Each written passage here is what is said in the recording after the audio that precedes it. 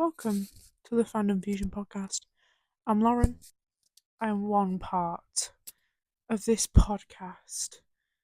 And today, you know what? We are just going to talk about the incredible, amazing creation that is StarKid. Now, if you don't know what StarKid is, prepare to be educated today. You will know the ins and the outs by the end of this episode. And if you already know what StarKid is, then you're in the right place because I might be talking about your favorite today. Um, my favorite is most definitely John Matson, the one and only Paul, the one and only Gary, the one and only Wiggly, the one and only Richie, the one and only John Matson. My favorite StarKid member for many many reasons.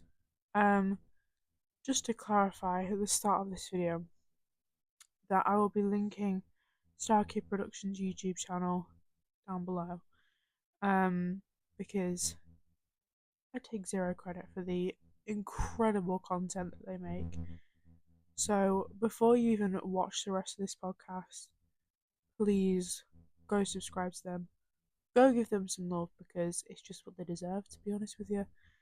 Um I think some people would describe it as niche. I don't think I will because they're so incredibly popular. You've probably heard like audio clips from the shows before, like their most famous shows, definitely. I'm not classing it as niche today. They're just an incredible theatre production company. So I'm just going to talk about my favourites. I have two favourites. These are just based off of the specific ones that I've watched. Gonna be honest with you, I'm not the biggest fan. I haven't watched every single production that they have ever created. I'm just gonna go for the more recent ones I'm saying, which is like from 5 years ago until the most recent one. So for me, the Guiding Light musicals is always gonna have a place in my heart, without a doubt, because it's just amazing, all around amazing. The fact that none of them had to wear wigs, I just love. I don't know why I love that so much. I just think like that production they really got to be themselves. That's why I like it so much. Uh, the fact that John was introduced to StarKid through that musical was just absolutely incredible.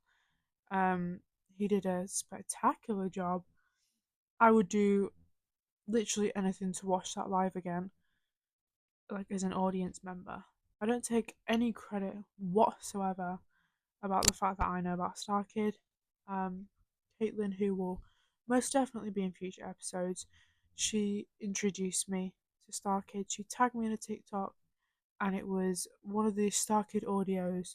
She's like, "Have you seen this?" I mean, right now I'm wearing a Hamilton hoodie, so. But she's like, "Have you seen this?" I was like, "No, I haven't. It looks incredible though. I'm pretty sure it was the first opening number."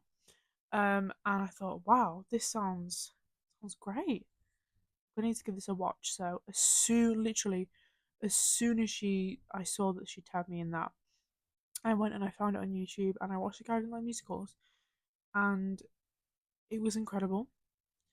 And then I started looking through the account, found Black Friday, I found Trail to Oregon, I found Nerdy Prisms Die, and I thought, oh, and I found Night My Time as well. I thought, you know what? I'm gonna need to binge a few of these. So it was a bit of a weird order that I watched it in. I didn't really watch them in release order on the YouTube channel.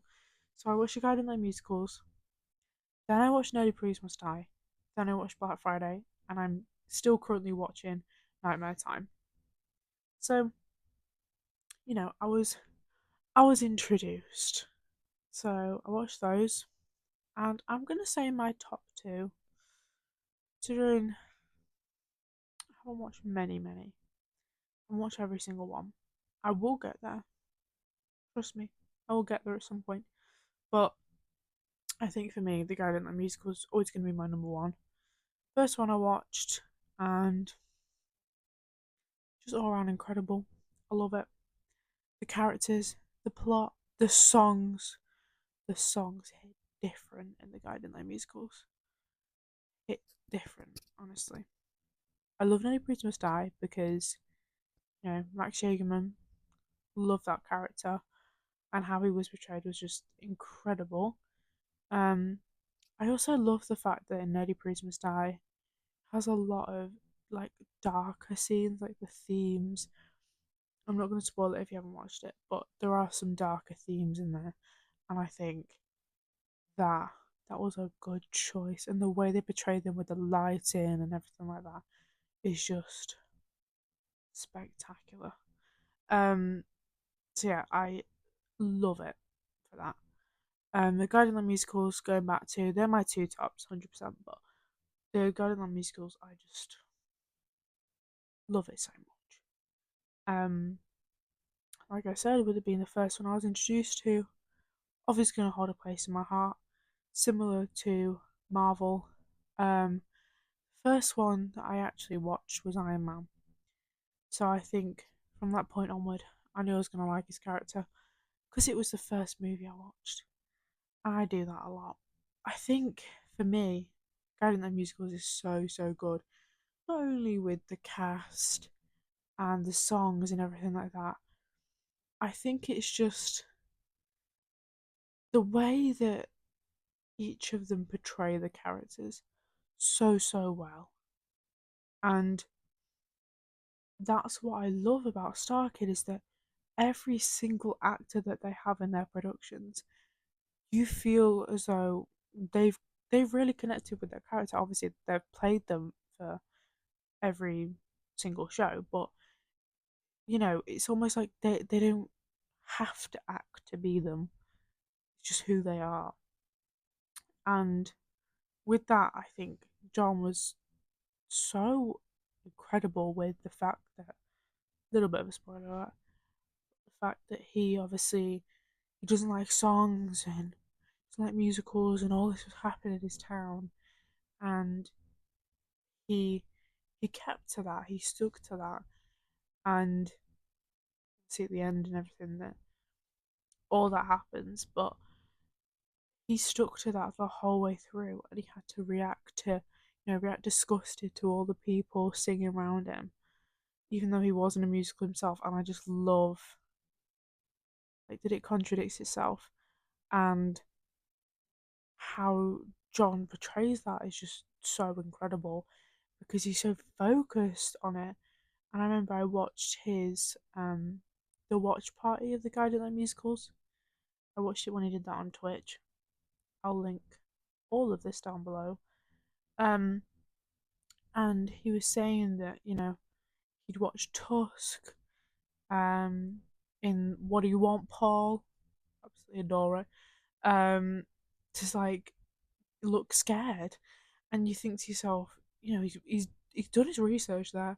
He's an incredible actor as it is, but he really wanted to go out there and put like the best performance on that he could, even though he wasn't singing, other people were, he wasn't. And I think for me, that's why it is one of my top two, because everyone in it is so dedicated, and just the skill, pure skill. I couldn't even imagine doing anything like that. I'll forever love that set as well, with the LED lights and the change of the scenes and them like portraying things. I love that so much. So such a clever concept. Like, it's such a small idea, but it's such a clever concept. So for me, love it. But going more specifically now onto the theme of John Matson being my favourite StarKid that there is.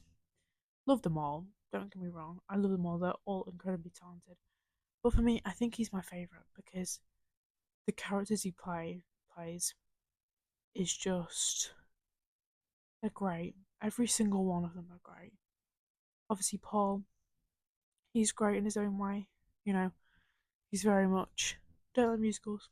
He sticks to his opinions, and he doesn't really change that. I think for me, love him for that. I don't relate because I love musicals. But I think that Paul himself, he just, he's not having it. Like the worst nightmare that he could ever imagine happens, and he's in the middle of it all. Crazy. Love Gary because he just he's just iconic. To be honest with you, Gary Goldstein, attorney at law. Love everything about him. I actually watched John play the dating sim for Gary Goldstein. That was incredible, incredible Twitch stream. Um, I loved it. It was great. Um, love Gary for everything he does, and so funny, such a funny character. Um, obviously Wiggly, absolutely iconic. You know, Lord in Black. The whole of Black Friday has my heart because of Wiggly and everything like. Yeah, so when they introduced Wiggly into Hatchetfield, I think for me that was my turning point. I was like, you know what, John, he's my favorite, and I didn't realize, but he actually was at the back with a microphone every single night of production on Black Friday, and he was doing the Wiggly voice, which I love. The fact that it wasn't pre-recorded and he did it every night. It was like original every single time he did the show, which I love that. Obviously, in Eddie Prudes Must Die. Little spoiler alert here. If you haven't seen it yet, it'll be down below. But we get Wiggly in human form, and it's the most spectacular scene ever. I remember when I first saw that, I was freaking out. I was so happy. Um, Loved him even more, and the fact that we saw the Lords in Black as well. Um, Again, from watching Nightmare Time 1 and 2, that was spectacular. Um, Last but not least, we've got Richie. I am a Richie protector with my entire being. He is, he's so sweet, you know, he's got his interests, and I will never forgive, you know, everyone else for not, spoiler alert, reacting to his death. He deserved a whole song dedicated to the loss of Richie, and I stand by it. Just love his character. He's so funny, so funny. The hair, just it adds to it, makes it incredible. But yeah, I think I'm gonna have to end the episode there because otherwise I'll be talking forever and ever about John Matson, StarKid Productions, and just everything in general. To be honest with you, but I will end it there. And yeah, bye guys.